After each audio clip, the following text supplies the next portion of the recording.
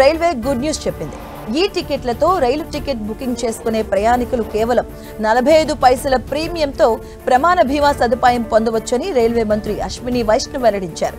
Railway బీమా సదుపాయానికి సంబంధించి సభ్యులు అడిగిన పలు ప్రశ్నలకు ఆయన పార్లమెంటులో లిఖితపూర్వక సమాధానమిచ్చారు. ప్రయాణికులు ఆన్లైన్ లేదా రిజర్వేషన్ కౌంటర్ల వద్ద తీసుకునే టికెట్లో ఈ ఆప్షనల్ ట్రావెల్ ఇన్సూరెన్స్ స్కీమ్ ను ఎంపిక చేసుకోవచ్చన్నారు. ఈ బీమా పథకం ఆన్లైన్లో టికెట్ బుక్ చేసుకున్న కన్ఫర్మ్డ్ ప్రయాణికులకు మాత్రమే అందుబాటులో ఉంటుందన్నారు. ఇక ఈ బీమా ప్రయోజనం పొందాలి అనుకునేవారు టికెట్ బుకింగ్ సమయంలో ఆప్షన్ను స్వయంగా ఎంపిక చేసుకోవచ్చని తెలిపారు. ఈ పథకానికి ఎంచుకున్న వారికి అదనపు బీమా కవరేజ్ లభిస్తుంది.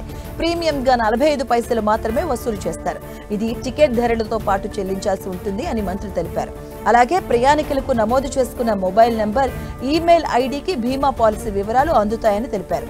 పాలసీకి సంబంధించిన నామినీ వివరాలు నమోదు చేసుకునే లింక్ కూడా మెసేజ్ వస్తుందని చెప్పారు. ఇక బీమా పాలసీ జారీ, క్లెయిమ్ సెటిల్మెంట్ కు సంబంధించి బీమా సంస్థే పూర్తి బాధ్యత వహిస్తుందన్నారు.